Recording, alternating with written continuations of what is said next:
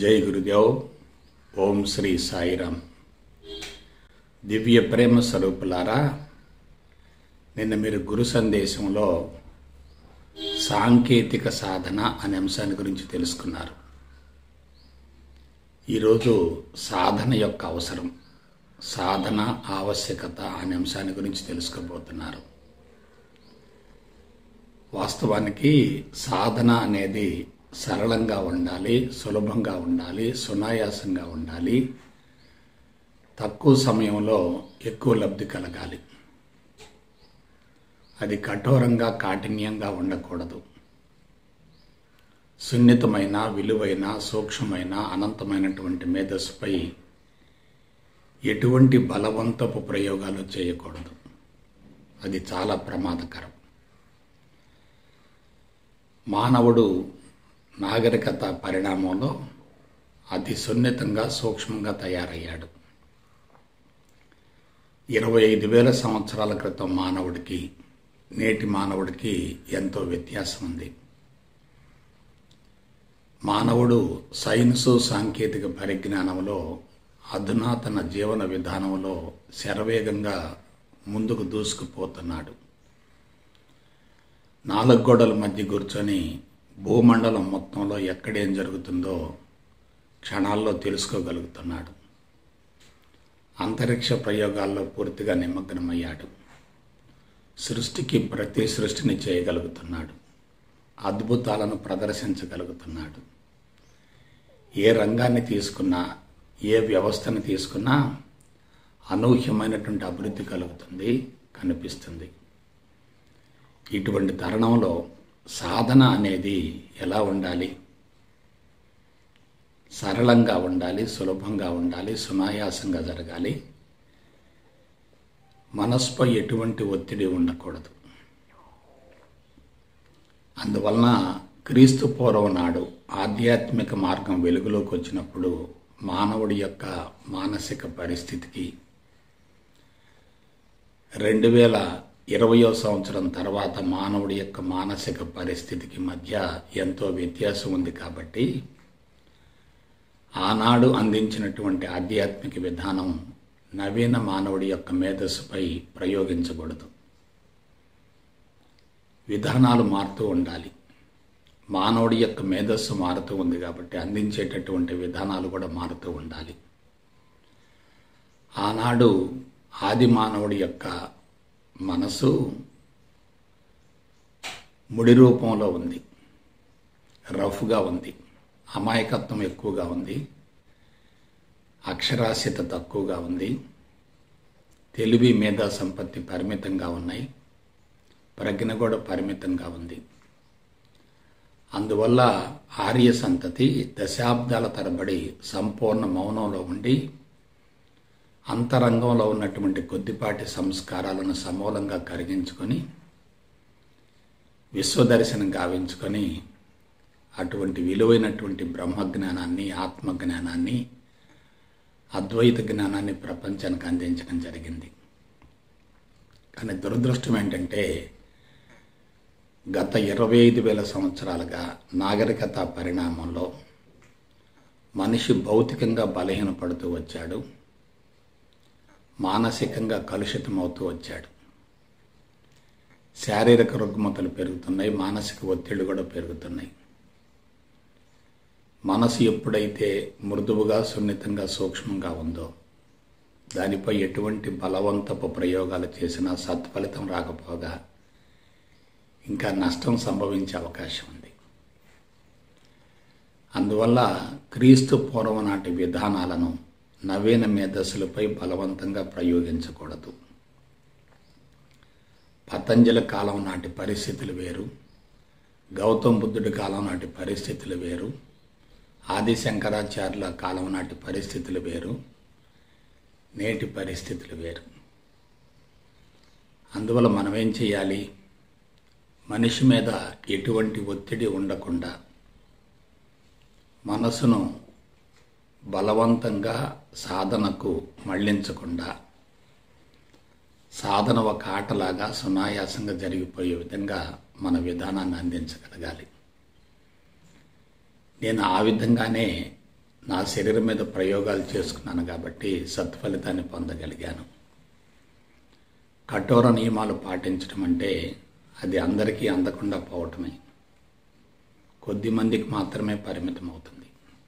వాళ్ళు కూడా ఆ మార్గాన్ని కఠోరంగా కాఠిన్యంగా తయారు చేసి అందరికీ అందకుండా దాన్ని పరిమితం చేస్తూ ఉంటారు. వాస్తవానికి సాధన అంటే చెయ్యటం కాదు, ఏమీ చేయకుండా ఉండటమే. ఏమీ చేయకుండా ఉండటం ఎలాగో తెలుసుకొని దాన్ని ఆచరించటం, అనుసరించటం, అనుభవంలోకి పొందటమే. ఏదో ఒకటి చేయటం అంటే కర్మ అవుతుంది. కర్మ జరుగుతుందంటే తప్పనిసరిగా ఫలితాన్ని ఆశించటం ఉంటుంది. ఆశించిన ఫలితం లభించిందనుకోండి, తప్పక సంతృప్తి ఉంటుంది. ఫలితం అందకపోతే తీవ్రమైనటువంటి అసంతృప్తి ఉంటుంది. అటువంటి తృప్తి అసంతృప్తుల మధ్య సాధన కొనసాగిస్తున్నామంటే మనసు ఇంకా బలోపేతం అవుతుంది. ఒకదాన్ని ఆశిస్తూ ఉండి మరొకదాన్ని వ్యతిరేకిస్తూ సాధన కొనసాగించేటట్లయితే అంతరంగంలో ఒక రకమైన యుద్ధం జరుగుతుంది. వాస్తవానికి అసలు సాధన యొక్క అవసరం ఏమిటి? సాధన యొక్క ఉద్దేశం ఏమిటి?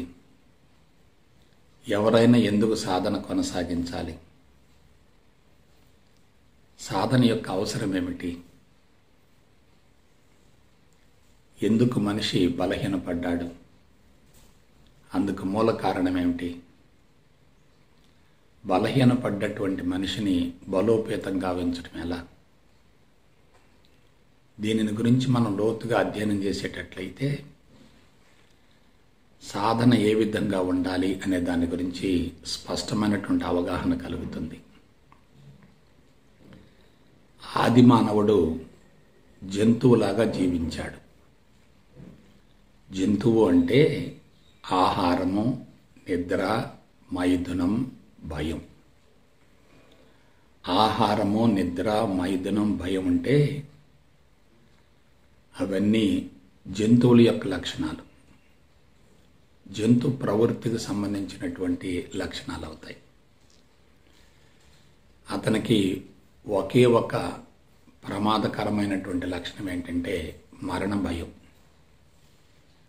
మరణ భయం నుండి బయటపడటం కోసమే తన జీవన విధానాన్ని మార్చుకున్నాడు. ఎలా?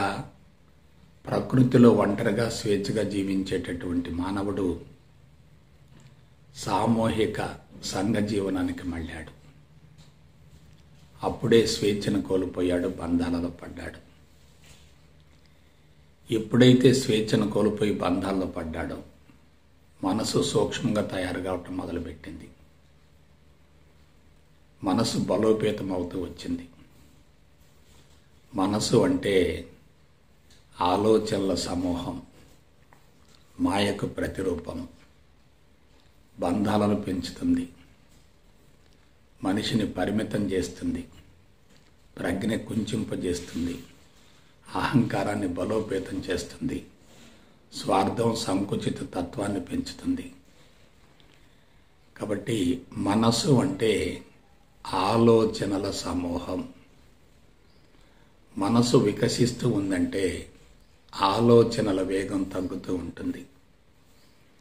మనసు కుంచుకుంటూ ఉందంటే ఆలోచనల వేగం పెరుగుతూ ఉంటుంది, బంధాలు పెరుగుతూ ఉంటాయి. కుటుంబ వ్యవస్థ ఏర్పడిన తర్వాత, వివాహ వ్యవస్థకు శ్రీకారం గావించబడిన తర్వాత మానవుడికి నేను, నాది, నాకనేటటువంటి పరిమిత తత్వం బలోపేతమైంది. కుటుంబ పోషణ తన కనీస బాధ్యతగా మారింది. ప్రకృతిలోకి వెళ్ళి ప్రకృతిలో కలిసి ఉండి ప్రకృతిలో మమేకమై ప్రకృతి సిద్ధమైనటువంటి ఆహారాన్ని తీసుకునేటటువంటి మానవుడు స్వేచ్ఛాయుత జీవితం నుండి సామూహిక సంఘ స్థిర జీవితానికి అలవాటు పడ్డ తర్వాత అతనిలో మోహబంధాలు పెరుగుతూ వచ్చాయి. కుటుంబ బాధ్యతల నిర్వహణ కోసం ప్రకృతిని తన అవసరాలకు వాడుకుంటూ వచ్చాడు. యాజమాన్య తత్వం ఏర్పడింది. ఆస్తులు అంతస్తులు తనకు అవసరమయ్యాయి. ప్రకృతిని విభజించుకుంటూ, ప్రకృతిని ఉపయోగించుకుంటూ, వాడుకుంటూ, ప్రకృతి వనరుల ద్వారా తన అవసరాలు తీర్చుకుంటూ ప్రకృతికి పూర్తిగా దూరమయ్యాడు. మనసు ఎప్పుడు బలహీనపడింది? ప్రకృతికి దూరమైనప్పుడు మనసు బలహీనపడింది. ఎప్పుడైతే మనసు బలహీనపడిందో తదనుగుణంగా శరీరం కూడా బలహీనపడుతూ వచ్చింది. ఆది మానవుడు 120 సంవత్సరాలు ఆరోగ్యంగా జీవించాడు, అందులో ఎటువంటి సందేహం లేదు. నవీన మానవుడు 6 పదులు నిండకుండానే జీవితాన్ని ముగించేటటువంటి పరిస్థితులు ఏర్పడ్డాయి. అందుకు మూల కారణం ఒక్కటే, మనసు ద్వారా ఏర్పడేటటువంటి బంధాలు. ఆ బంధాలనే వేదాంత పరిభాషలో మోహం అన్నారు. ఆ మోహాన్ని వదిలించుకోవటమే మోక్షం అవుతుంది. కాబట్టి మనిషికి సాధన యొక్క అవసరం ఎందుకు వచ్చింది? ఏదో పోగొట్టుకున్నాడు, ఏదో అవసరమైంది. పోగొట్టుకున్న దానిని పొందటం కోసం, అవసరమైన దాన్ని స్వీకరించడం కోసం, సేకరించుకోవటం కోసం, పొందటం కోసం సాధన అవసరమైంది. కాబట్టి ఎప్పుడైతే సాధనకు ఉపక్రమిస్తున్నాడో, తనకేదో కావాలి అనే భావన ఉంది, అంతరంగంలో అసంతృప్తి ఉంది. అసంతృప్తి లేకుండా, కోరిక లేకుండా ఎవరు కూడా కర్మకు వెళ్ళరు. సాధన అనేది కూడా ఒక రకమైన కర్మే కదా. అసంతృప్తి, అవసరం ఉన్నటువంటి వాళ్ళు మాత్రమే సాధన వైపుకు మళ్ళుతారు. ఇవాళ ఆధ్యాత్మిక మార్గంలోకి ప్రవేశించి వాళ్ళని మీరు జాగ్రత్తగా పరిశీలించండి. ఆరోగ్యం కోసం, అవసరాలు తీర్చుకోవటం కోసం, సమస్యలు పరిష్కరించుకోవటం కోసం ఆ మార్గాన్ని ఆశ్రయిస్తూ ఉన్నారు. సాధన అంటే ఆశించి కొనసాగించటం అవుతుంది. ఆశించి కొనసాగించేటప్పుడు ఆశించిన దానికోసం మనసు ఎదురు చూస్తూ ఉంటుంది. ఆశించింది లభించినప్పుడు తృప్తి కలుగుతుంది, లభించకపోతే అసంతృప్తి కలుగుతుంది. ఎప్పుడైతే ఆశించింది అందదో, అవసరం లేనిది అందుతూ ఉంటుందో, అవసరం లేని దాన్ని వ్యతిరేకిస్తూ ఉంటారు, అవసరమైన దాన్ని కోరుకుంటూ ఉంటారు. అవసరం లేనిది మనకు లభించినప్పుడు దాన్ని తప్పనిసరిగా వ్యతిరేకించడం జరుగుతుంది. అవసరమైంది లభించినప్పుడు తప్పనిసరిగా దానికోసం ఆరాటం కలుగుతుంది, కోరిక కలుగుతుంది. ఎప్పుడైతే సాధన అనేటటువంటి కర్మ మొదలైందో అక్కడే మనసు తీవ్రంగా ఆరాటపడుతుంది. పోగొట్టుకున్నది పొందాలి అనే భావన ఎప్పుడైతే మనసులో ఉంటుందో అటువంటి వ్యక్తులు సాధనకు ఉపక్రమించినప్పుడు తప్పనిసరిగా ఆశించడం జరుగుతుంది. అయితే మీరు నేను తెలుసుకోవలసినటువంటి నగ్న సత్యం ఏమిటంటే, అసలు మనసులో కలుషితం చేరటానికి మూల కారణం ఏంటి? మనసు బలహీనం పడటానికి మూల కారణం ఏంటి? మనసులో లోపాలు ఉండటానికి మూల కారణం ఏంటి? అందుకు మూల కారణం ఏంటి? మనిషి జీవన విధానం సమూలంగా మారిపోయింది. సుఖవంతమైన, సులభతరమైన జీవితం కోసం మనిషి ఆరాటపడుతూ సహజత్వాన్ని కోల్పోయాడు. ప్రకృతికి అనుగుణంగా జీవించవలసినటువంటి మానవుడు ప్రకృతికి విరుద్ధమైనటువంటి జీవన విధానాన్ని కొనసాగిస్తూ వస్తున్నాడు. సుఖవంతమైన, సులభతరమైన జీవితాన్ని ప్రతి ఒక్కరూ కోరుకుంటున్నారు, కానీ ప్రకృతికి అనుగుణంగా జీవించే వారిలో మాత్రమే సుఖవంతమైన, సులభతరమైన జీవితం ఉంటుంది. ప్రకృతికి విరుద్ధంగా జీవించే వాళ్ళల్లో సులభతరమైన, సుఖవంతమైన జీవితం ఉంటుంది, కానీ దానిలో కష్టం అనేది కూడా ఇమిడి ఉంటుంది. మనిషి ఇంత టెక్నాలజీ కనిపెట్టడానికి మూల కారణం ఏంటంటే శ్రమ లేకుండా జీవితాన్ని కొనసాగించాలి, అన్నీ సమకూరాలి, రిస్క్ పడకూడదు, చెమట పోయకూడదు, ప్రకృతిని ఉపయోగించుకుంటూ సుఖవంతమైన సులభతరమైన జీవితం కోసం ఆరాటపడుతూ ప్రకృతి మీద అనూహ్యంగా ప్రయోగాలు చేస్తూ సైన్సు సాంకేతిక పరిజ్ఞానాన్ని తారాస్థాయికి తీసుకొచ్చాడు. సైన్సు సాంకేతిక పరిజ్ఞానం అనూహ్యంగా పెరగటం వల్ల వనరుల కోసం పోటీ పెరుగుతూ వచ్చింది.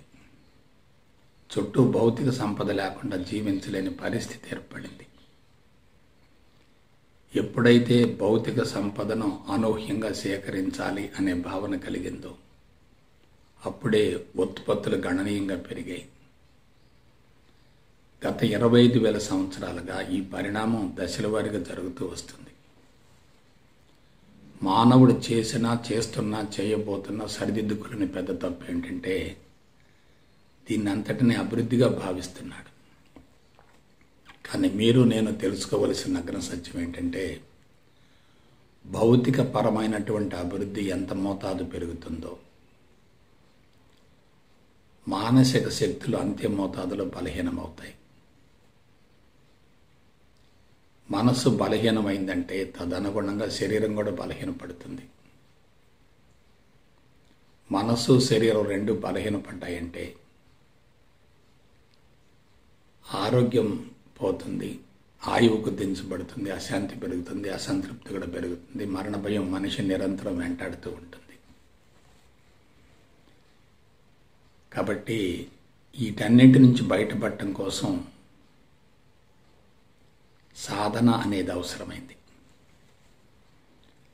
కానీ కీలకమైనటువంటి విషయం ఏంటంటే దైనందిన జీవితంలో మార్పులు జరగకుండా ప్రకృతికి అనుగుణమైనటువంటి జీవన విధానాన్ని అనుసరించకుండా మనిషి ఎంత కఠోర సాధన చేసినా సాధన మొత్తం బుడిదలు పోసిన పన్నీరు. కాబట్టి మార్పు ఎక్కడ రావాలి? శరీరంలో మార్పు రావటం కాదు, ఇంద్రియాలు చైతన్యవంతం కావటం కాదు, మనసులో మార్పు రావాలి, జీవన విధానంలో మార్పు రావాలి, జీవన శైలిలో మార్పు రావాలి, ఆలోచన విధానంలో మార్పు రావాలి, అలవాట్లలో మార్పు రావాలి, ఆచార వ్యవహారాలలో మార్పు రావాలి.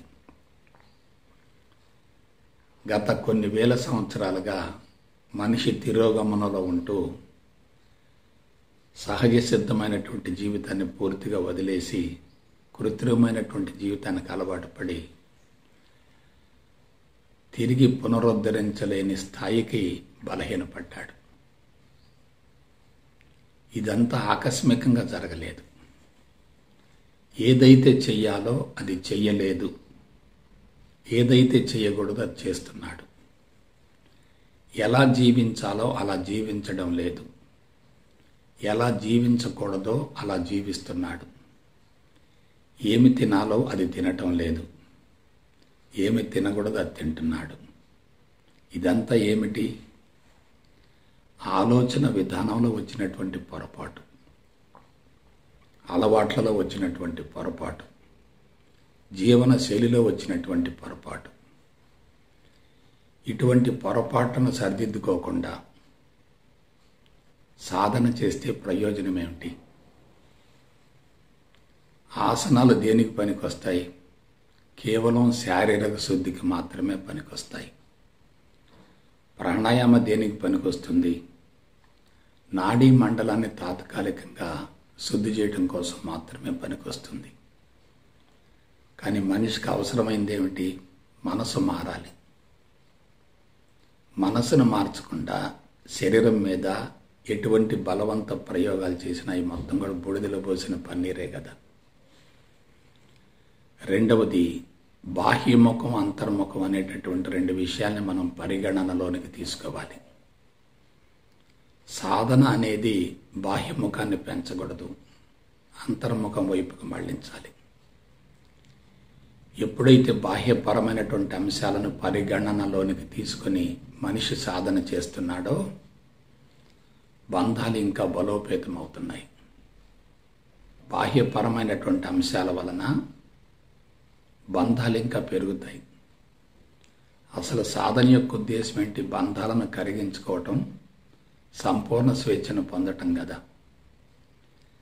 ఒకే ఒక విషయాన్ని మీరు మనసులో పెట్టుకోండి. నన్ను ఎవరో నడిపిస్తున్నారు అనే భావన కానీ, భగవంతుడు బాహ్యంగా ఉండి నా జీవితానికి మార్గదర్శనం చూపిస్తున్నాడు అనే భావన కానీ, భగవంతుడి ద్వారానే అంతా జరుగుతుంది అనేటటువంటి భావన కానీ, గురువులు కానీ, స్వామీజీలు కానీ, బాబాలు కానీ, ఎక్స్ కానీ, వై కానీ, జడ్ కానీ, వీళ్ళందరూ కూడా నీకు భిన్నంగా ఉన్నారు అనే భావన కలిగినప్పుడు నీ దృష్టి వాళ్ళ మీదకు మళ్ళుతుంది. నీ దృష్టి వాళ్ళ మీదకు మళ్ళిందంటే బంధాలు పెరుగుతాయి. బంధాలు పెరుగుతున్నాయంటే స్వేచ్ఛకు అవకాశమే లేదు. కాబట్టి ఆధ్యాత్మిక మార్గంలో 3 విశిష్టమైనటువంటి అంతస్తులు ఉన్నాయి. 1 ద్వైతం, 2 విశిష్టాద్వైతం, 3 అద్వైతం. ద్వైతం అంటే అనంతమైనటువంటి విశ్వాన్ని ఒక ప్రమాణంగా చేసుకొని, జీవుడిని మరొక ప్రమాణంగా చేసుకొని, జీవుడిని విశ్వాన్ని వేరుగా చూస్తూ, విశ్వంలో ఉన్నటువంటి అనంతమైన శక్తి ద్వారానే నా జీవితం నడుస్తుంది అనేటటువంటి భావంతో ఆ శక్తిని ఆలంబనగా చేసుకొని, ఆవాహనం చేసుకొని ఆలోచిస్తూ ఉండి ఆ శక్తే నన్ను నడిపిస్తుంది అనేటటువంటి భావన బలీయంగా ఉంటే అది ద్వైతం అవుతుంది. ద్వైతం చాలా ప్రమాదకరం. మనిషిని బానిసగా తయారు చేస్తుంది, బంధాలను పెంచుతుంది. కాబట్టి ద్వైతం అనేటటువంటిది తప్పనిసరిగా అవసరమే, కానీ అది ప్రాథమికమైనటువంటి దశ. అలా కాకుండా ఎదురుగా ఒక పటాన్ని కానీ, విగ్రహాన్ని కానీ, గురువుని కానీ, స్వామీజీని కానీ, బాబాని కానీ, ఇష్ట దైవాన్ని కానీ, దేవతను కానీ ఎదురుగా ప్రతిష్ఠించుకొని స్తుతిస్తూ, పాటలు పాడుతూ, భక్తి పారవశ్యంలో మునిగిపోతూ, ఆ దైవమే సర్వస్వం అనే భావంతో ఆ దైవం పట్ల, దేవత పట్ల సంపూర్ణ శరణాగతిలో ఉంటే అదే విశిష్టాద్వైతం. విశిష్టాద్వైతం కూడా బంధాలను పెంచుతుంది. మన దృష్టి మన మీద లేదు, ఎదురుగా ఉన్నటువంటి పటం మీద, విగ్రహం మీద, దేవుడి మీద, దేవత మీద ఉంది. అది కూడా ఒక రకంగా అశాస్త్రీయతే. ఎందుకంటే ద్వైతం అనేది అనంతమైన విశ్వాన్ని, జీవుణ్ణి వేరు చేస్తుంది. విశిష్టాద్వైతం ఏంటంటే అనంతమైనటువంటి విశ్వానికి ప్రతిరూపంగా ఒక దేవుణ్ణో దేవతను ప్రతిష్ఠించుకొని ఆ దేవతను ఆరాధిస్తూ, స్తుతిస్తూ ఉంటే అది విశిష్టాద్వైతం అవుతుంది. ఆ దేవత పట్ల శరణాగతిలో ఉండాలి, ఆ దేవతను ఆవాహనం చేసుకోవాలి, ఆ శక్తిని స్వీకరించాలి. ఆ శక్తి నన్ను నడిపిస్తుంది అనేటటువంటి భావంతో ఆ శక్తి మీద 100% ఆధారపడి జీవించడమే విశిష్టాద్వైతం అవుతుంది. ఇది ఇంకా ప్రమాదకరం. చాలామంది భక్తులు మీరు గమనించండి, మూఢభక్తిలో ఉంటారు. తమను గురించి తాము పూర్తిగా మర్చిపోతారు. రాముడే సర్వస్వం అంటారు, కృష్ణుడే సర్వస్వం అంటారు, ఇంకా వేరే ఏమీ లేదంటారు. ఈ విధమైనటువంటి భక్తి వలన ఒక రకంగా అంతర్లీనంగా మానసిక అవకతవకలు కనిపిస్తాయి, పల్వర్షన్స్ వస్తాయి. చాలా ప్రమాదం. బయట ఉన్నటువంటి వ్యక్తి కానీ, శక్తి కానీ నన్ను నడిపిస్తున్నాడనేటటువంటి భావన ఉంటే అది బానిసత్వమే కదా. బానిసత్వంలో జీవించడం అంటే మోహాన్ని పెంచుకోవటమే కదా. మోహాన్ని పెంచుకోవటం అంటే మోక్షానికి దూరం కావటమే కదా. కాబట్టి ఆలోచించండి, ద్వైతం విశిష్టాద్వైతం రెండు కూడా బంధాలను పెంచుతాయి. భారతదేశంలో దేవాలయాల మోతాదు పెరగటం వల్ల, మాలలు పెరగటం వల్ల, కర్మకాండ పెరగటం వల్ల, ఉపాసనకాండ పెరగటం వల్ల మనుషులు తమను గురించి తాము ఆలోచించుకోవటం మర్చిపోయి అంతరంగంలో ఉన్నటువంటి భగవంతుణ్ణి గుర్తించక బాహ్యపరమైనటువంటి భగవంతుడి గురించి ఆలోచిస్తూ బంధాలను బలోపేతం చేసుకొని అంతరంగ శుద్ధి జరగకుండా మనుషులు సాధనలో పూర్తిగా ఫలితాన్ని పొందలేకపోతున్నారు. చాలా ఇంపార్టెంట్ విషయం ఏంటంటే అద్వైతమే శాస్త్రీయమైనది. ద్వైత విశిష్టాద్వైతాలు రెండు కూడా అశాస్త్రీయమైనవి. ద్వైత విశిష్టాద్వైతాలు ఇరుక్కుంటే అద్వైతాన్ని అందుకోవటం సాధ్యమయ్యే ప్రసక్తి లేదు. కాబట్టి అద్వైత దర్శనం జ్ఞానం అంటున్నారు. అద్వైతం ద్వారా లభించేటటువంటి జ్ఞానమే శ్రేష్టమైనది అంటున్నారు. ద్వైత విశిష్టాద్వైతాలు ప్రాథమికంగా అవసరమే, కానీ వాటిలో ఇరుక్కోకూడదు. ఒక్క మాటలో చెప్పాలంటే బంధాలను పెంచే ఎటువంటి విధానమైన అశాస్త్రీయమైనదే. బంధాలను కరిగించి వేసేటటువంటి విధానమే శాస్త్రీయమైనది. అందుకు అద్వైతం తప్ప వేరే ప్రత్యామ్నాయం లేనే లేదు. మరొక విషయం ఏంటంటే, ఒక గురువు కానీ, బాబా కానీ, స్వామీజీ కానీ ఎవరితోనైనా బలీయమైనటువంటి బంధం ఏర్పరచుకునేటట్లయితే ఆ రూపం, వారి యొక్క భావాలు మనసులో బలంగా ప్రతిష్ఠించుకొని అవి ప్రత్యక్షంగా పరోక్షంగా ఆ వ్యక్తిని నడిపిస్తూ ఉంటాయి. ఇవాళ సంస్థలు పెరుగుతున్నాయి, విధానాలు పెరుగుతున్నాయి. అనేక మంది అనేక రకాల విధానాలను అనుసరిస్తున్నారు. ఎవరు అనుసరించే విధానం వారికి గొప్పగా కనిపిస్తుంది. వాస్తవానికి అందులో ఏ గొప్ప లేదు. ఎందుకంటే ఆ సంస్థలు ఇరుక్కుపోతున్నారు, ఆ గురువుతో అతుక్కుపోతున్నారు. ఇంతకు మించిన దురదృష్టం ప్రపంచంలో మరొకటి లేదు. ఒక రకంగా చెప్పాలంటే సంస్థలే ఆధ్యాత్మికతను బలహీనపరుస్తున్నాయి. గురువులు శిష్యుల్ని బంధించడం వల్ల శిష్యులు బలహీనపడుతున్నారు.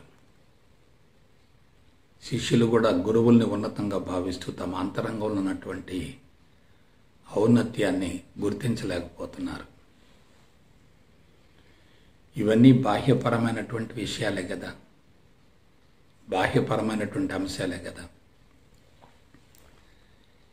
ఎప్పుడైతే కొంతకాలం సాధన చేసిన ఫలితం రావటం లేదో, ఆ మార్గం అశాస్త్రీయంగా ఉందని తెలుసుకుంటే చాలు. కొన్ని సందర్భాల్లో ఫలితం రాకపోగా మనిషి సమత్వాన్ని, సమతుల్యాన్ని కోల్పోయి, బ్యాలెన్స్ను కోల్పోయి పిచ్చి పిచ్చిగా మాట్లాడటం, అతిగా ప్రవర్తించడం జరుగుతుందంటే సాధన ద్వారా పురోగమనం జరగకపోగా తిరోగమనం జరిగినట్లే కదా. కాబట్టి సున్నితమైన, విలువైన, సూక్ష్మమైన, అనంతమైనటువంటి మేధస్సుపై బలవంత ప్రయోగాలు చేయకూడదు. కదలకుండా కూర్చుంటున్నాం, చాలా మంచిదే. అక్కడ శరీరాన్ని బంధిస్తున్నామంటే మనసు కూడా బంధించబడ్డట్లే కదా. ఏ వ్యక్తినైనా మీరు బంధించండి, అతనిలో తిరుగుబాటు జరుగుతుంది. అలాగే మనసును బంధించామనుకోండి, మనసు కూడా తిరుగుబాటు చేస్తుంది కదా.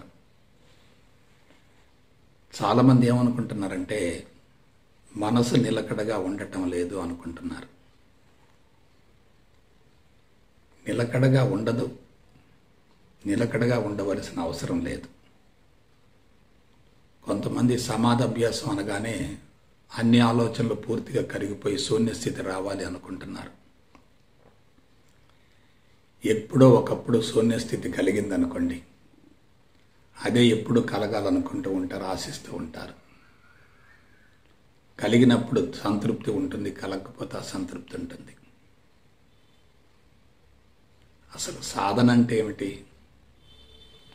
ఆలోచనలతో పాటు ఉండటమే సాధన తప్ప ఆలోచనలు లేకుండా ఉండటం సాధన కానే కాదే. ఆలోచనలు కూడా భగవంతుడే కదా. మనం భగవంతుని వ్యతిరేకిస్తే ఎట్లా? మనసు కూడా భగవంతుడే కదా. మనసును బంధిస్తే ఎట్లా? మనసును బంధించడం అంటే దాన్ని ఇంకా తీవ్రతరం చేయటమే కదా, బలోపేతం చేయటమే కదా.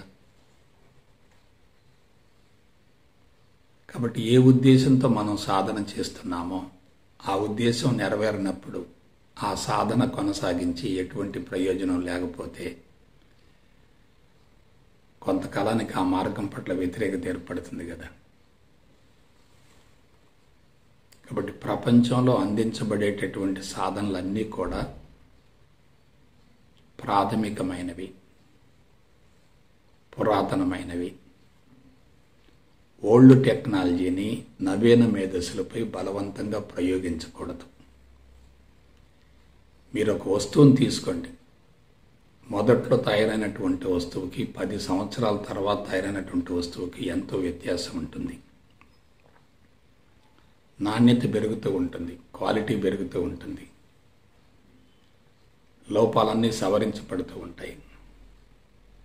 అందరినీ ఆకర్షించే విధంగా ఆ వస్తువులు ఉంటాయి.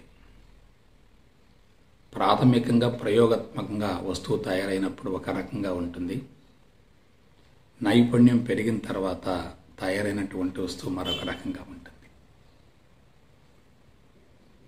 కాబట్టి మనం ఎక్కడున్నాం ఇప్పుడు? 21st సెంచరీలో ఉన్నాం. ప్రపంచం ఎలా ఉంది? శరవేగంగా ముందుకు పోతుంది. మానవుడు సృష్టికి ప్రతి సృష్టిని చేసేటటువంటి పనిలో పూర్తిగా నిమగ్నమయ్యాడు. భౌతికవాద మత్తుని ఇంకా పెంచుకుంటూ ఉన్నాడు. ప్రకృతి వనరులు భస్మీపటలం అవుతున్నాయి. మానవుడు చేస్తున్నటువంటి సృష్టిని ప్రకృతి అన్ని విధాల ధ్వంసం చేస్తుంది.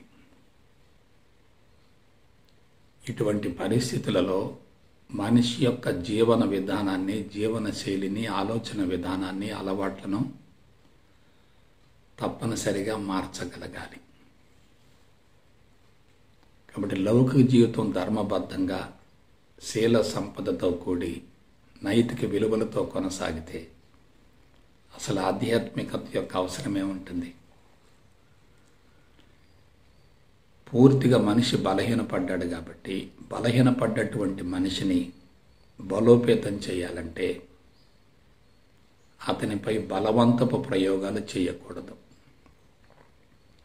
తక్కువ సమయంలో, తక్కువ శ్రమతో ఎక్కువ లబ్ధి కలిగే విధంగా నవీన శాస్త్రీయ సాంకేతిక పరిజ్ఞానాన్ని ఉపయోగించగలగాలి. నేను అనుసరించిన విధానం ఇదే. శరీరాన్ని శుద్ధి చేయాలి, ఇంద్రియ మట్టాన్ని శుద్ధి చేయాలి, మనసును ప్రశాంతంగా ఉంచాలి, బుద్ధిని సమత్వంలో ఉంచాలి, హృదయ మట్టాన్ని వికసింపజేయాలి, ఆజ్ఞ చక్రాన్ని సమూలంగా శుద్ధి చేయాలి. అంతిమంగా ఆత్మమయ కోశానికి మనిషిని మళ్లించగలగాలి. క్రింద నుండి పై వరకు అన్ని మట్టాలు సమూలంగా శుద్ధి గావించబడితేనే మనిషిలో ఆధ్యాత్మిక పురోభివృద్ధి జరుగుతుంది. కాబట్టి వాటిని శుద్ధి చేయటం కోసం ప్రాథమికంగా తప్పనిసరిగా కొన్ని విధానాలను మనం అనుసరించవలసిందే. కానీ ప్రాథమికమైనటువంటి మట్టాల్లో కూర్చుంటే ఆజ్ఞచక్రం శుద్ధి కాదు కదా. ఆజ్ఞచక్రం శుద్ధి అయిన తర్వాత అన్ని చక్రాలు శుద్ధి అవుతాయి. ఆజ్ఞచక్రం బలహీనంగా ఉంటే క్రింద చక్రాలు మాత్రమే శుద్ధి అయితే ఎటువంటి ప్రయోజనం ఉండదు. నాడీ వ్యవస్థ, హార్మోన్ వ్యవస్థ, నిరోధక వ్యవస్థ, ఈ 3 వ్యవస్థలు పటిష్టంగా ఉండి సమర్థవంతంగా పనిచేస్తే మనిషి జీవితాంతం సాధనలో ఉన్నట్లే. ఈ 3 వ్యవస్థలు బలహీనంగా ఉంటే వాటిని సరిచేసేటటువంటి విధానం మీద దృష్టిని కేంద్రీకరించాలి తప్ప భౌతికపరమైనటువంటి అంశాల ద్వారా అవి సరయ్యే అవకాశం లేదు. మరేమిటి దీనికి పరిష్కారం? ఏమీ లేదు. ఏ మనసు అయితే మనిషిని బలహీనపరిచిందో, ఏ మనసు అయితే మనిషిని బలహీనపరిచిందో ఆ మనసును మంచి మార్గం వైపుకు మళ్లించాలి. ఆలోచన విధానం మారాలి, జీవన శైలి మారాలి, ఆహార విహారాలలో, అలవాట్లలో సమూల మార్పులు రావాలి. ఎప్పుడైతే జీవన శైలి మారిందో 90% సాధన కళ్ళు తెరిచి ఉండగానే జరుగుతూ ఉంటుంది. అట్టి స్థితిలో అంతరంగాన్ని శుద్ధి చేసుకోవటం చాలా సులభమవుతుంది. ఎవరు కఠోరంగా కాఠిన్యంగా సాధన చేస్తున్నారంటే జీవనశైలి మారకుండా అతీంద్రియ శక్తుల కోసం బలవంతంగా సాధనలు చేస్తున్నారు. అతీంద్రియ శక్తులు సాధన చేసినందువల్ల రావు, ఉత్తమ సంస్కారాలను పెంపొందించుకుంటే వస్తాయి. ఎప్పుడైతే సాధన కఠినంగా కాఠిన్యంగా ఉందో మనం పరిణామాన్ని బలవంతంగా ముందుకు తీసుకెళ్లే ప్రయత్నం చేస్తున్నాం. పరిణామం వేగంగా జరగదు, పరిణామం ఆగిపోదు, అది నిరంతరం జరుగుతూనే ఉంటుంది. తిరోగమన పరిణామం అయితే దాన్ని పురోగమనం వైపుకు మళ్లించాలి. పురోగమన పరిణామం అయితే దాన్ని దశల వారీగా ముందుకు తీసుకెళ్ళాలి. 15 నిమిషాలు బలవంతంగా శరీరాన్ని బంధించేటట్లయితే తర్వాత ఆ శరీరాన్ని గమనించండి ఎలా ఉంటుందో. బలహీనపడుతుంది. బంధించటం అంటే అది చాలా ప్రమాదకరం. బంధాలు పెరుగుతున్నాయంటే మనసు కలుషితం అవుతుంది కదా. కాబట్టి బంధాలను బలోపేతం చేయకూడదు, బంధాలను బలహీనపరచాలి. దీనికి నేను అనుసరించిన విధానం చెప్తాను. ఆధ్యాత్మిక మార్గానికి జ్ఞానమే ప్రాణం, ఆధ్యాత్మిక మార్గానికి జ్ఞానమే ప్రమాదం. ఆధ్యాత్మిక మార్గానికి జ్ఞానమే ప్రాణం, ఆధ్యాత్మిక మార్గానికి జ్ఞానమే ప్రమాదం. జీవితాన్ని గురించి, సమాజం, ప్రపంచం, ప్రకృతి, విశ్వాలను గురించి, ఆధ్యాత్మిక మార్గాన్ని గురించి, భౌతికవాదపు జీవన విధానాన్ని గురించి, అలవాట్లను గురించి, ఆహారాన్ని గురించి తెలుసుకోవటం కోసం తప్పనిసరిగా జ్ఞానం కావాలి. ఆ జ్ఞానం ఎలా ఉండాలి? భౌతికవాదాన్ని పెంచే విధంగా ఉండకూడదు. భౌతికవాదం పట్ల విరక్తిని, వ్యతిరేకతను, విముఖతను కలగజేసే విధంగా ఆ జ్ఞానం ఉండాలి. ఆధ్యాత్మిక మార్గానికి జ్ఞానమే ప్రమాదం అన్నాను. ఎందుకు ప్రమాదం? ఎందుకు ప్రమాదం అంటే జ్ఞానము అనేది ఏదైనా, ఎటువంటిదైనా ద్వంద్వాలతో కూడి ఉంటుంది. ప్రతి సంస్కారం ద్వంద్వాలతో కూడి ఉంటుంది, ప్రతి ఆలోచన ద్వంద్వాలతో కూడి ఉంటుంది, ప్రతి మాట ద్వంద్వాలతో కూడి ఉంటుంది, ప్రతి కర్మ ద్వంద్వాలతో కూడి ఉంటుంది, ప్రతి సంఘటన ద్వంద్వాలతో కూడి ఉంటుంది, ప్రతి సన్నివేశం ద్వంద్వాలతో కూడి ఉంటుంది. ద్వంద్వాలు ఉన్నాయంటే అక్కడ మనసు పనిచేస్తున్నట్లే. మనం అనుభూతిని కలిగించేటటువంటి విధానాన్ని కోరుకుంటూ అలజడిని కలిగించేటటువంటి విధానాన్ని వ్యతిరేకిస్తున్నామంటే నెగటివ్ని వ్యతిరేకిస్తూ ఉన్నాం, పాజిటివ్ని కోరుకుంటూ ఉన్నాం. నెగటివ్ పాజిటివ్లు రెండూ బంధాలే కదా. మనం విజయాన్ని కోరుకుంటున్నామంటే అపజయాన్ని వ్యతిరేకిస్తున్నట్లే కదా.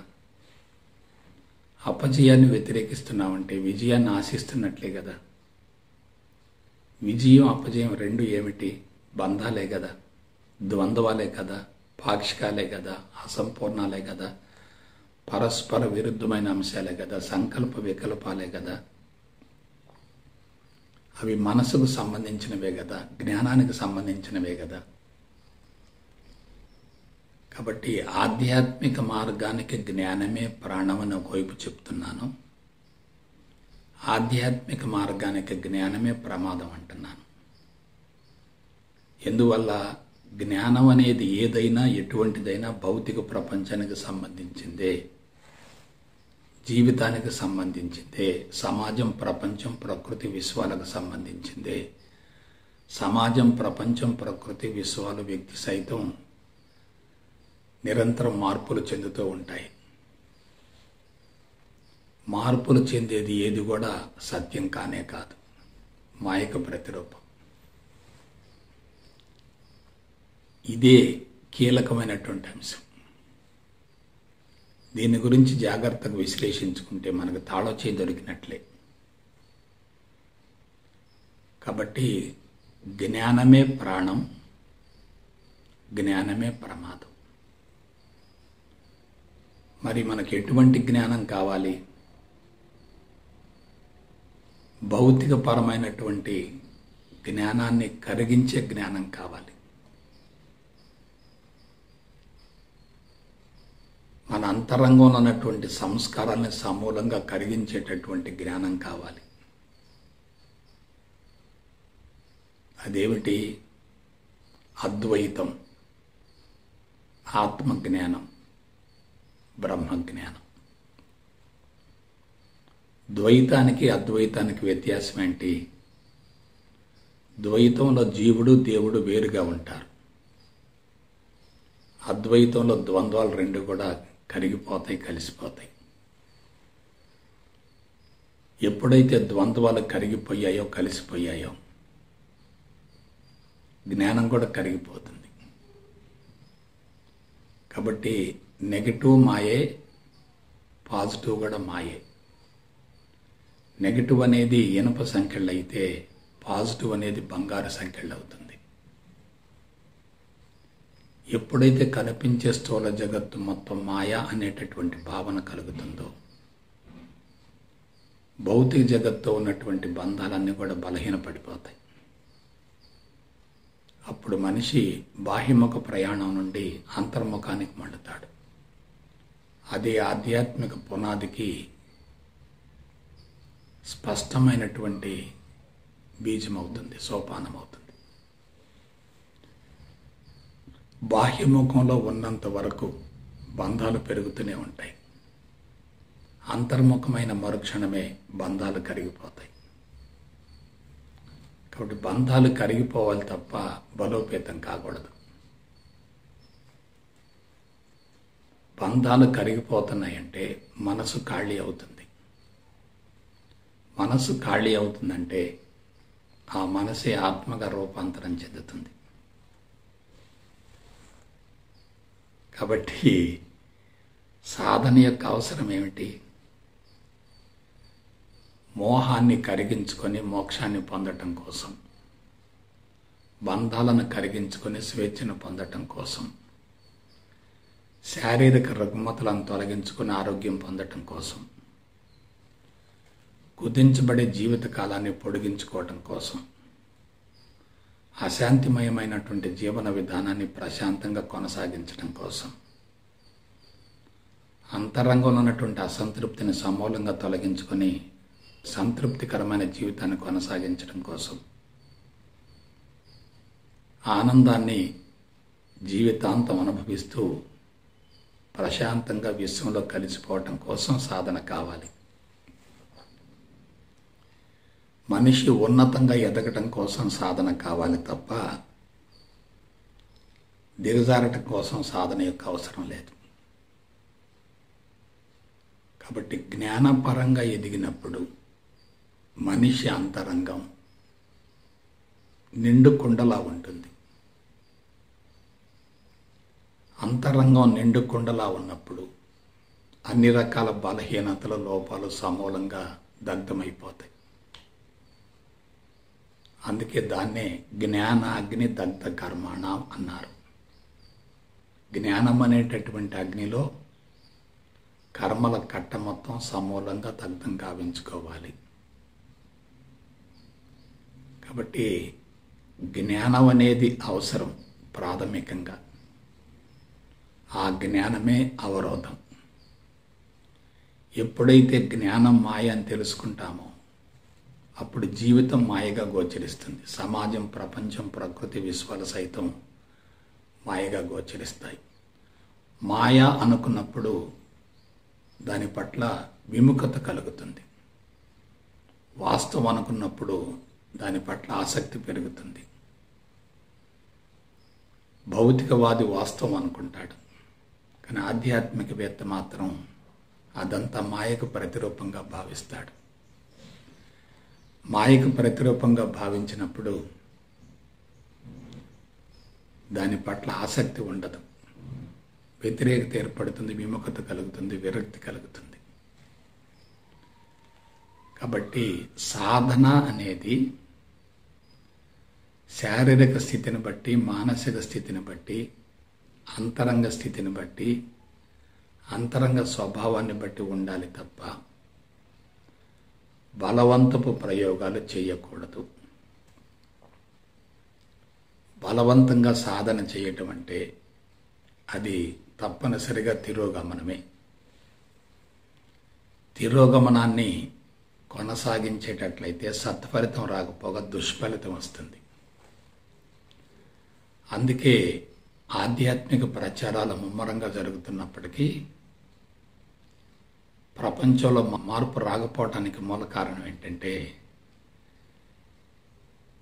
జ్ఞానపరంగా ఎదగకుండా, దైనందిన జీవితం మారకుండా బలవంతంగా, కఠోరంగా, కాఠిన్యంగా అవసరం కొద్దీ ఆశించి సాధనలు కొనసాగించటమే. అందుకే ఆధ్యాత్మిక మార్గం కూడా భౌతికవాదం మొత్తం అరికట్టలేకపోయింది.